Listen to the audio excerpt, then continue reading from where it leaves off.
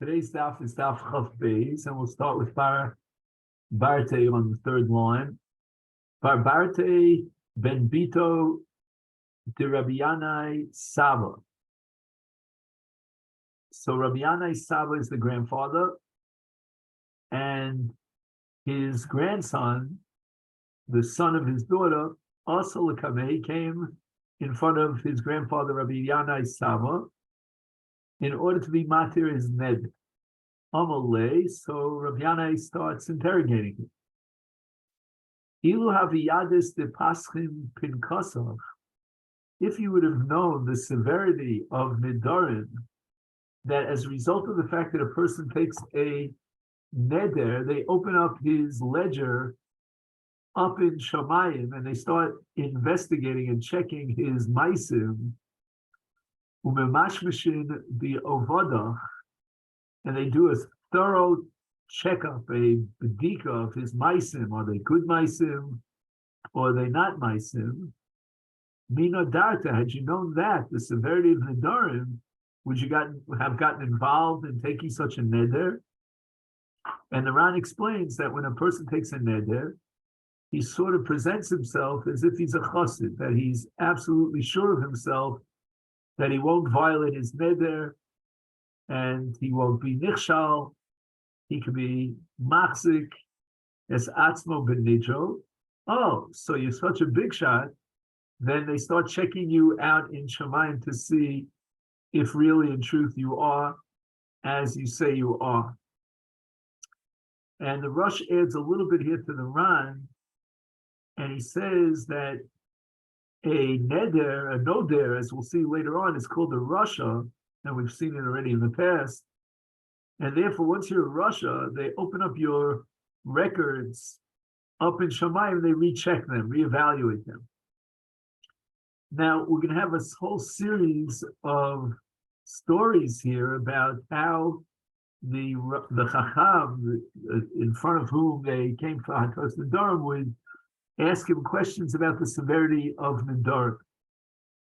And would you have taken the neder had you been aware of the severity of Nedarim?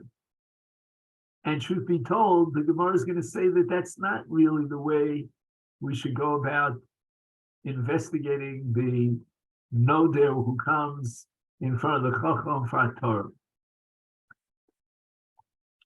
Although again, in the story that we're learning now, Amalei lo, if I would have known the severity of Nedarim, I would not have taken my neder v'sharyeh. And Rabbi Yanai Saba was matir for his grandson that neder based on the fact that he never would have taken the neder had he known and appreciated the severity of Nedarim. And this, by the way, is a proof that Rabbi Yanai holds that we need a Pesach. It's not enough to have a charota. A charota, in contrast to a Pesach, is mikanu lahaba, it's miachshav.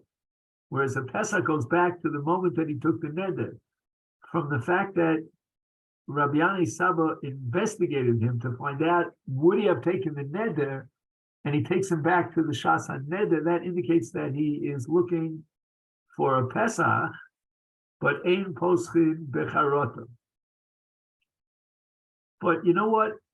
As we'll soon see, a person who's being investigated, interrogated by the Chacham, and the Chacham says, did you realize the severity of a neder? He's going to be very embarrassed and inhibited to say, no, I knew about the neder and I knew how bad it was and all the repercussions, but I took the neder anyway.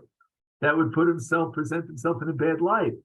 So it's not necessarily true when he responds by saying, oh, I would never have taken the neder. Maybe he's just embarrassed to admit that he knew what a neder is all about, and nevertheless, he took the neder.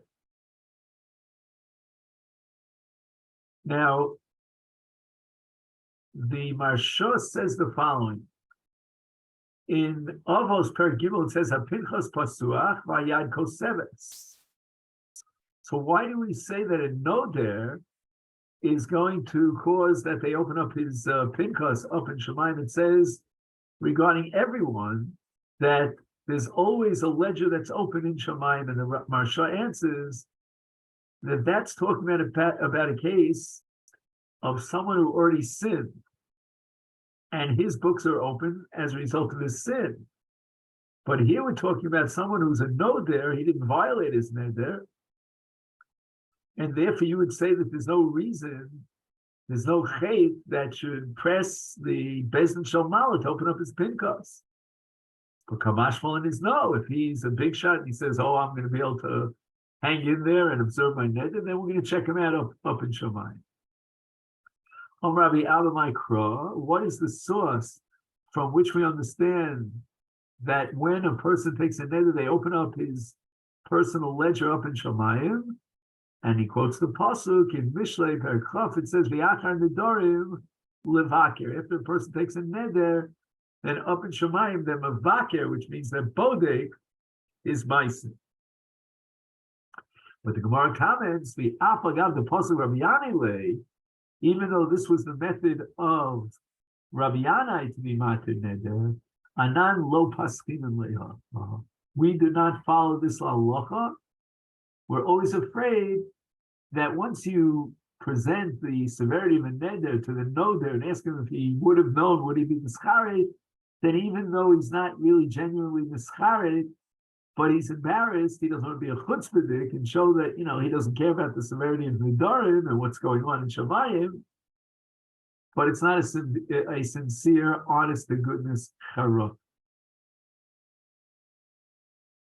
So the Gemara now is going to give us another case of a kind of Pesach that we could have used in order to interrogate the noder and come up with a heter, but we don't do so for the same reason that we said before.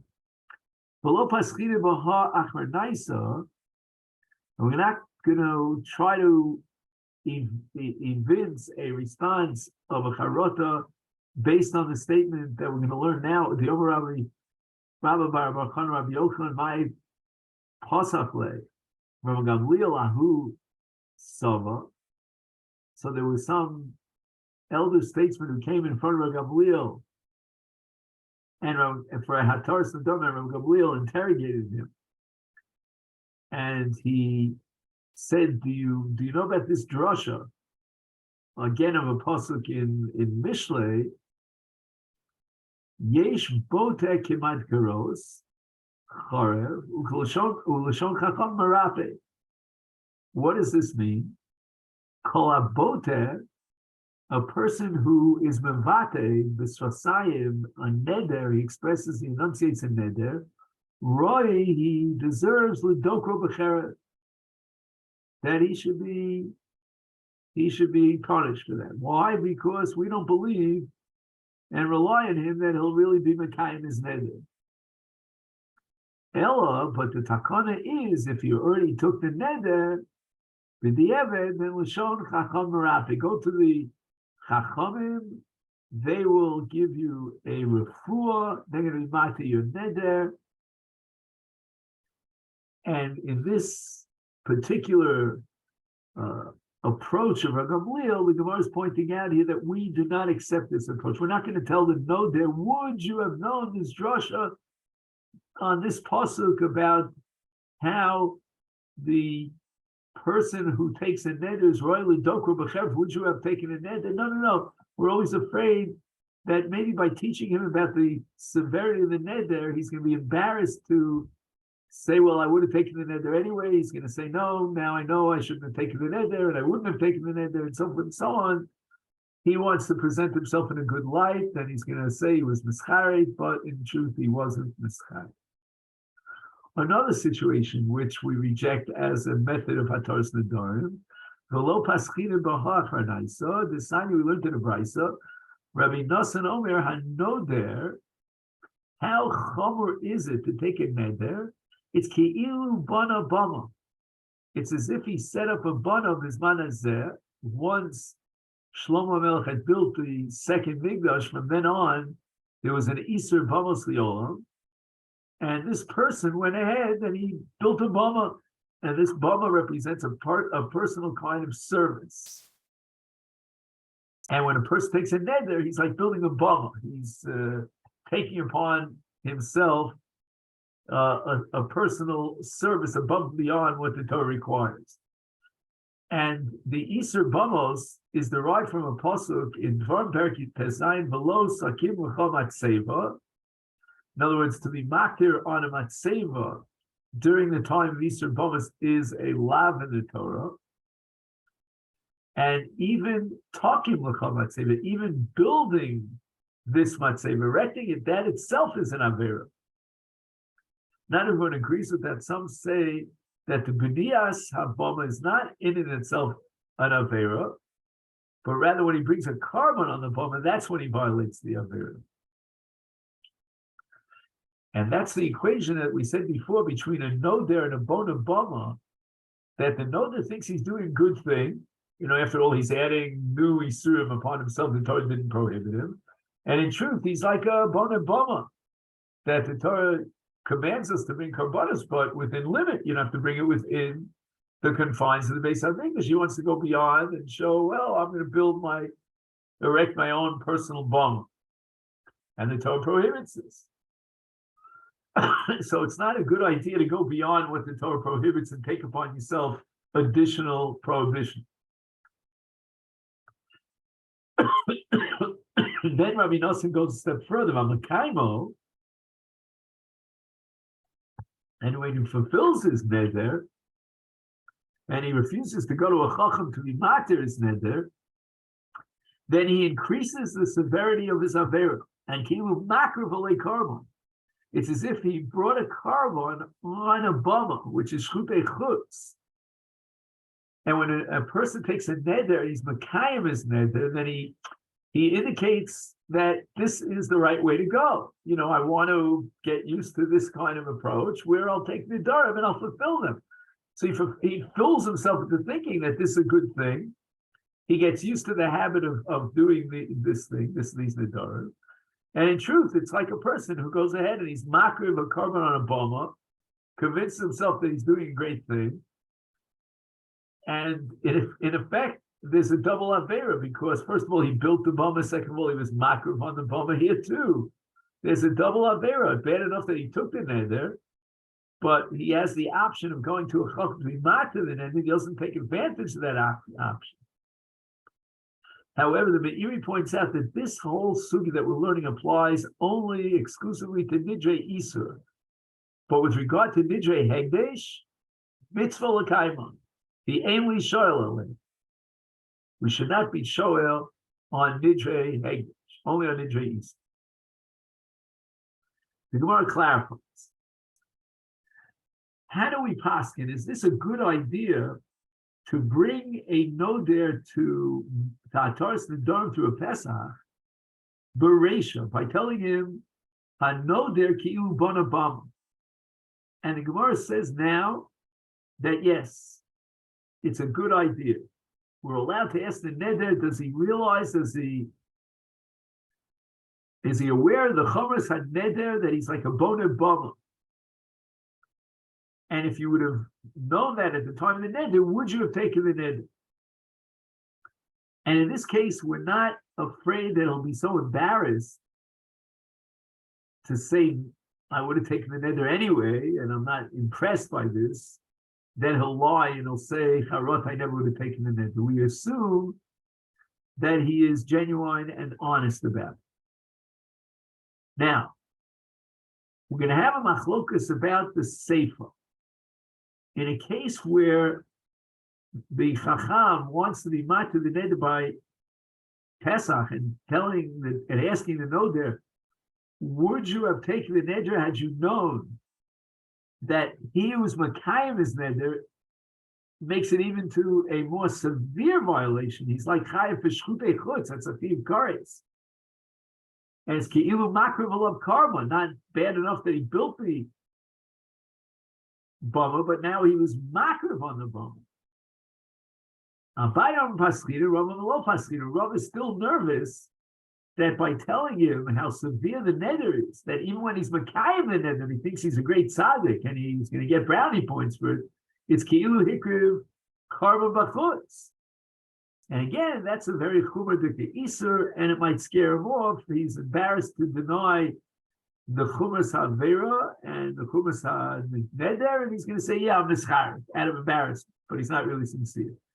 Abaye, on the other hand, says, Paschina, according to Abaye, we could be Poseach the Pesach to be mat to the Neder by asking him, do you know, and had you known that a Makaimo Kilu Makubama, would you have taken the Neder anyway? He's not so embarrassed about that situation. So this is all one presentation of the Machlokas Abaye Rava, and now the Gemara has an alternative nusach, an alternative transmission of the Machlokas Abaye Rava. Rav Kahana Masila Shmaita Badein Lishna. Until now, we've been presenting the Lishna of Rav Kahana, which means that in the Reisha, both Rava and Abaye agree, and it's unanimous that you can be poseach with that discussion about being bona fide. However, Rav Yomi Masli, he has a different transmission of the Machlokas Abaye Rava. According to Rav Yomi, B'Seifa, in the case where if he's Makayim is neder, he's Kemakriv Bama, is lo paschina. And even Abaye would agree that that's a scary business to tell him that he's taking kodshim and shechting bachutz when he's Makayim is neder. On which case is the machlokas whether or not we are afraid of his embarrassment? That's Bereisha, where we tell the noder that it's an avera similar to building a bama. Abaye and Paschina, he's not going to be embarrassed here. It's not such a avera chavura that we're telling him about. But Rav Amar lo Paschina, even in this case of the Reisha, about the Chumas HaNeder Kimbona Bama, we're not going to start off with that. He's going to be embarrassed. You know, you're sort of challenging his frumkeit and his personal observance. He's going to certainly say, oh, yeah, I'm mischayet if I would have known. Hilchasa, the final bottom line, la halacha l'maisa, is lo paschina lo bereisha v'lo b'seif, which according to the Girsa Rav Yomi is really the sheet of Rava. We're not going to be poseach a Pesach v'ataris Nedarim by telling the noder how severe his neder is. And furthermore, I'm going to give you another possible way of being poseach the Pesach, but you should avoid it. Lo paschina b'hanami d'Shmuel, Yomer Shmuel, afa pisha makaymo, mikra rosh, even though he fulfills his neder, he's considered a rosha. And the Gemara is saying, we will not ask the noder in his interrogation, would you have taken the neder had you known Shmuel's statement? Because once again, as we said over and over again, we're afraid that because of Busha, he doesn't want to look like he's, loch patlo, he doesn't care about being a Rasha, being called a Rasha, he'll lie and say he's mischari. But in truth, he wasn't mischari. So we don't want to take any chances in that and go down that line, and therefore we're not going to be posech in this kind of a test.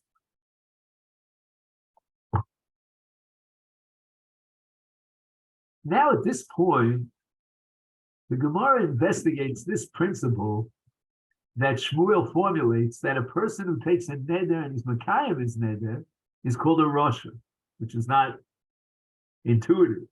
From whence do we derive this principle? And Rabbi Avo invokes a pasuk in Baruch Chav Gimel that mentions the noder, and it says, then lo yeh. When you desist from taking Nedarim, then you'll be free of sin. And the implication is that if a person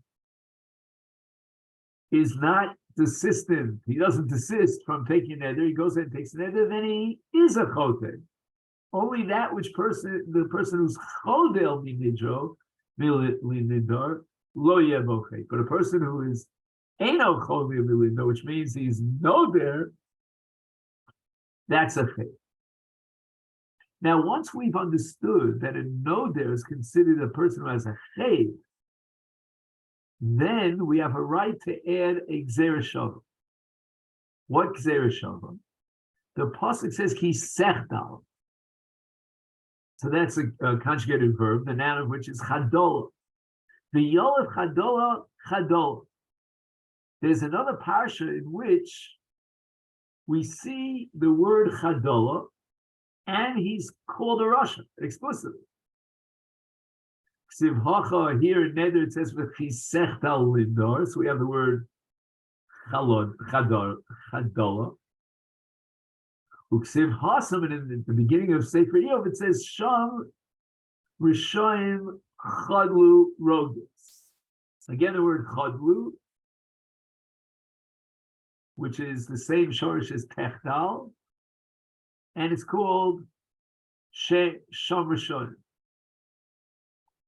So just like in Eov, the lashon chadola is interpreted to refer to rishoim, so to here in kisechtal lindar, we interpret a gabi neder as rishonim. Whoever doesn't desist and stop from taking the darim, he goes and takes the darim, he has a chet and he's called a rush.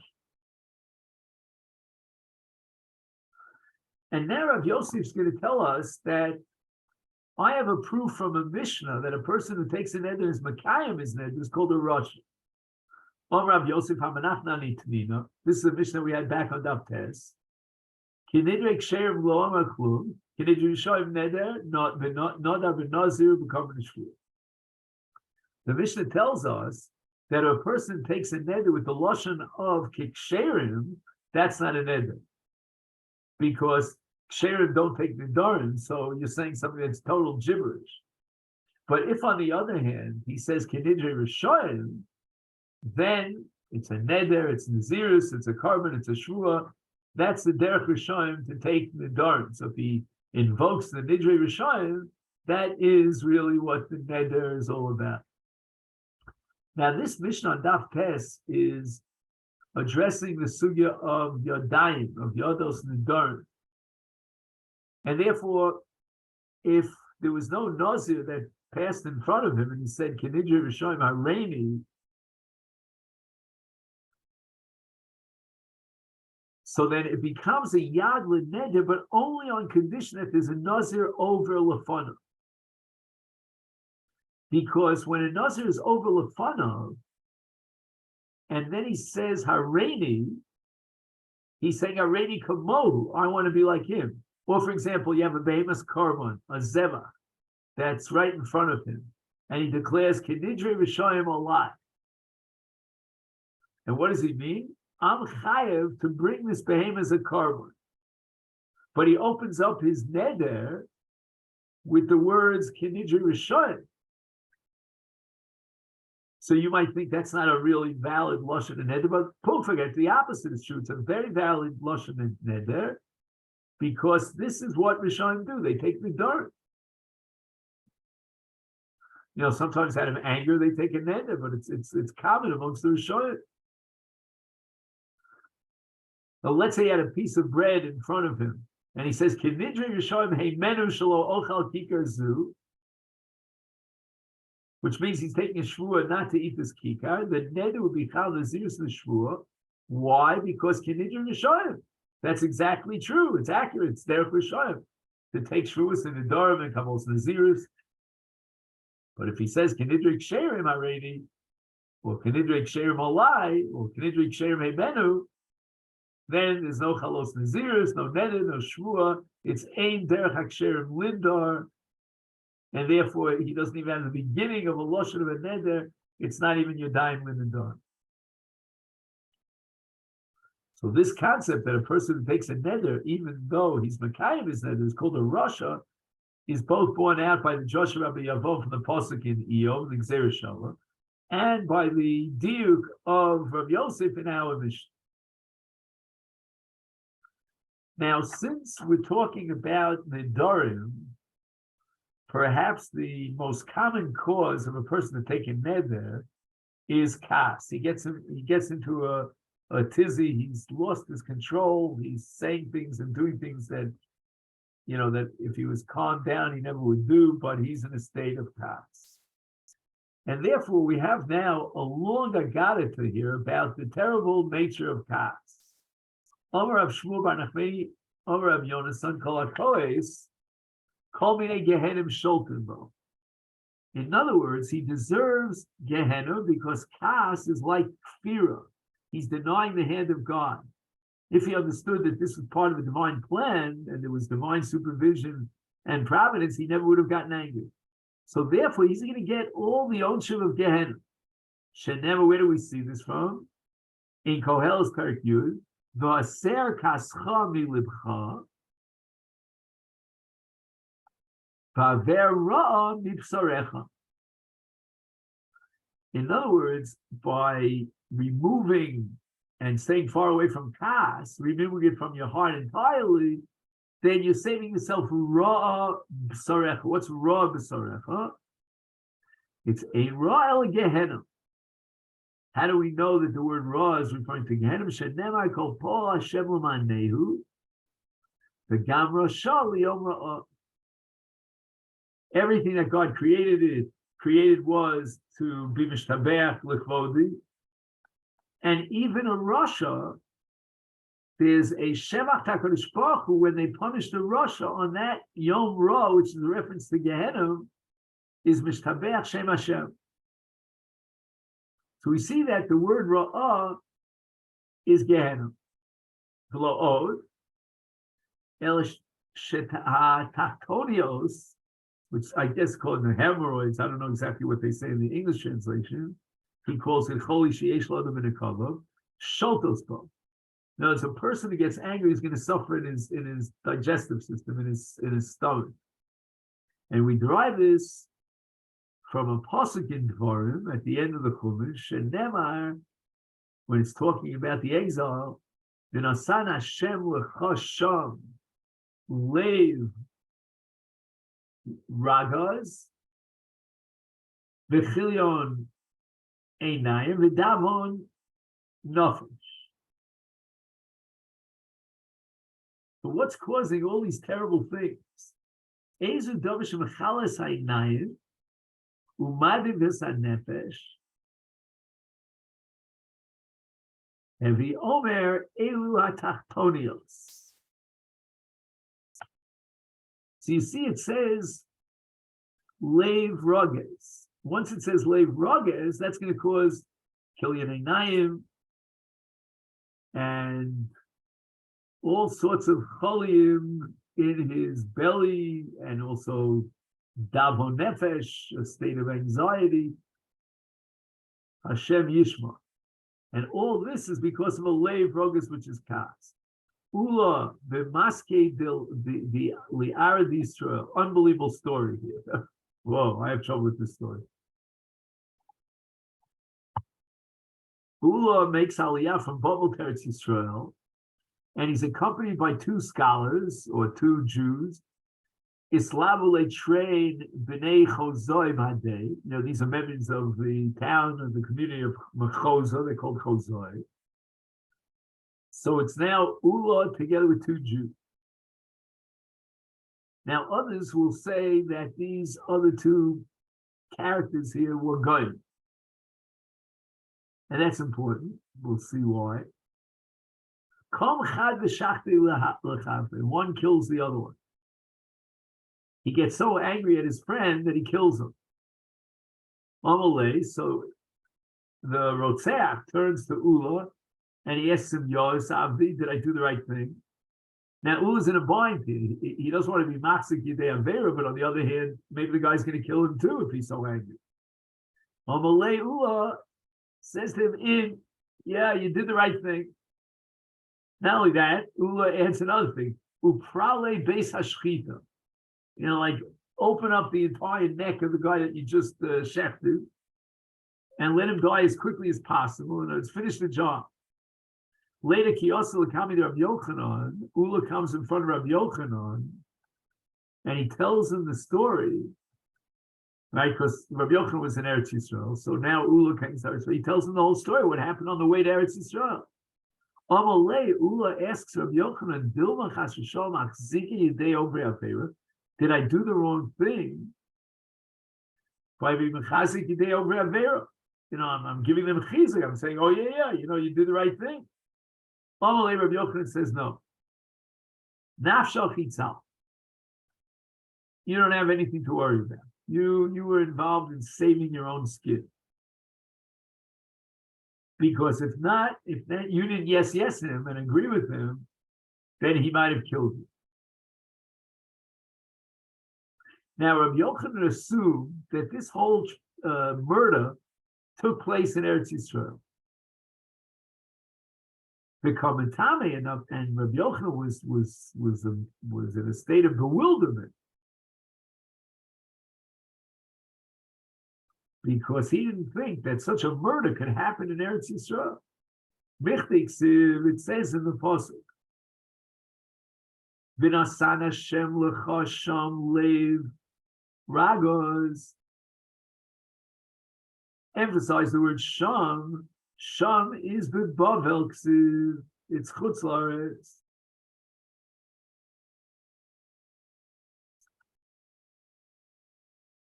So you see from the pasuk that the concept of leiv ragos, and from that angle to come to murder, that's limited to Bavel, to chutz la'aretz. But here, they were already in Eretz Yisrael. How can it possibly happen, asks Rabbi Yochanan? It's a real tmimistic question, that a person in Eretz Yisrael could get so angry that he'll kill his friend. So Ulas responds to Rabbi Yochanan that you're right. It shouldn't have happened in Eretz Yisrael. But Ahu Shaita, at that moment, when the Ritzicha took place, Law of Rinan Yardena, we hadn't yet crossed the Yarden.